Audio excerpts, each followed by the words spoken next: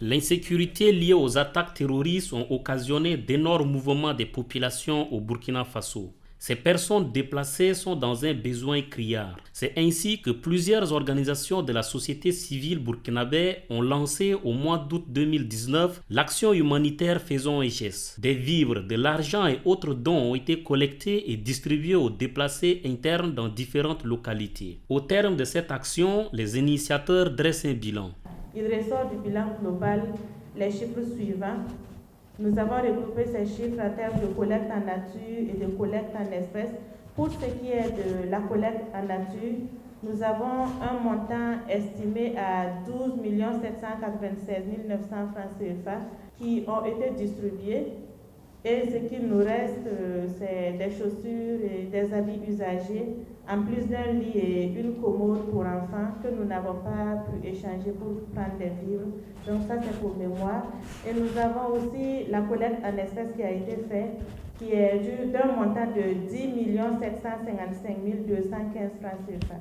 Sur ces 10 millions et quelques, les sorties enregistrées dans le cadre des remises de dons sont de 10 528 453 francs CFA. Et il reste un écart de 226 762 francs CFA. Donc le total estimé en termes de mobilisation, nous sommes à un montant global de 23 552 115 francs CFA avec des dépenses estimées à 23 325 353 francs CFA avec un reliquat de 226 762 francs CFA. Et ces 226 762 francs seront remis ce soir à l'Association pour le développement de Arbinda. Et ces fonds sont destinés aux déplacés qui sont installés aux encablures de Arbinda, de Barsalogo, précisément à Foubé. Les membres de Faisons un geste se disent satisfaits, mais reconnaissent également qu'il reste beaucoup à faire au regard de la réalité sur le terrain. Bon, je peux dire que c'est une satisfaction de voir une telle mobilisation de la part des citoyens d'ici et d'ailleurs pour la situation humanitaire que le Burkina Faso traverse. C'est d'abord ça, et aussi saluer, dire notre joie aussi pour tous les dons qui ont été faits, et aussi pour toutes les organisations qui ont été impliquées. Vous savez qu'il y a eu beaucoup de personnes qui volontairement se sont engagées pour qu'il y ait une réussite pour cette action. C'est l'occasion de les féliciter aussi, qui sont dans l'ombre, qui sont derrière les caméras aussi. Donc c'est une satisfaction générale. Maintenant, comme on a dit, au début de l'action humanitaire, il y avait 250 000 déplacés. Aujourd'hui, on fait une clôture, un bilan, et on se retrouve à plus de 600 000 déplacés. Donc c'est dire que l'action a apporté du réconfort, comme il a été dit, mais le problème reste important et reste criard. Donc c'est l'occasion d'interpeller les autorités, qui sont les premières concernées par la situation, de vraiment faire encore plus et mieux, comme on avait dit au début. D'abord, c'est un sentiment de joie et surtout de satisfaction, parce que l'action qui a été menée a porté fruit. Il y a eu beaucoup de réjouis, beaucoup de réconfort au sein des déplacés. Donc je ne peux dire que ma satisfaction par rapport à cette action.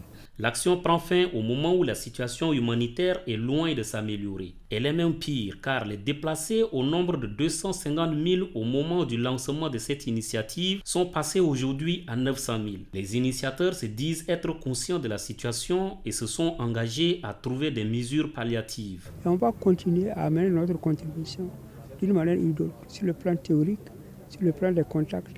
Et on va élargir même notre action. On va rencontrer même les partenaires techniques au développement. On va rencontrer les autorités étatiques, le chef de l'État, le Premier ministre et le ministre de l'Action sociale surtout, pour lui expliquer que nous ne sommes pas contre le pouvoir, nous sommes contre le pouvoir surtout. C'est également le vœu de certains bénéficiaires. Ces derniers n'ont pas manqué d'inviter les autorités à faire une trêve politique afin de se pencher sérieusement sur la question sécuritaire en général et sur les déplacés internes en particulier. C'est un sentiment de satisfaction parce que c'est vrai, au niveau du département d'Arbinda, on a des déplacés internes. Presque tout le monde, comme je le dis, est déplacé interne parce que ça fait bientôt 2 ans que les gens ne cultivent pas. Donc le peu qu'ils ont eu, ils ont déjà consommé ça, donc ils n'attendent que, en tout cas, ce qui va venir de l'extérieur. Donc vraiment, ça nous va tout droit au cœur. Et par ma voix, en tout cas, la population remercie ces donateurs-là et invite en tout cas les potentiels donateurs à faire le geste aussi. Je voyais encore votre copie pour continuer votre action, parce que vraiment, ce n'est pas le moment de s'arrêter. Le besoin est encore plus grand. Et je souhaitais plutôt voir le président, que cette politique-là s'arrête un peu, parce qu'aujourd'hui, ces deux politiques, elles sont irritantes.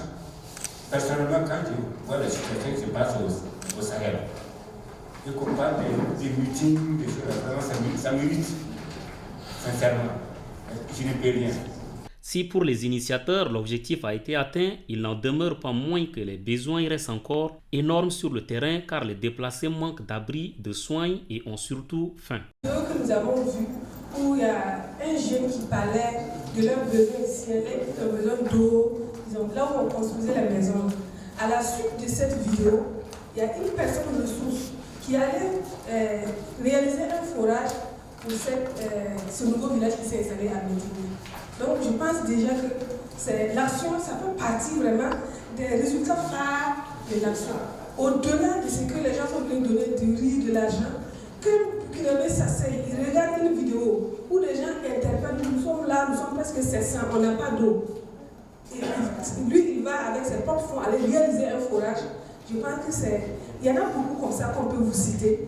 On ne pourrait pas vraiment donner une conférence de presse pour tout. Mais sinon, nous pensons que l'action, en tout cas, on a atteint nos objectifs. Parce que notre objectif, c'était de réveiller ce sentiment de solidarité citoyenne. Et c'est fait. Droit Libre TV, la web télé 100% droits humains, 100% liberté d'expression.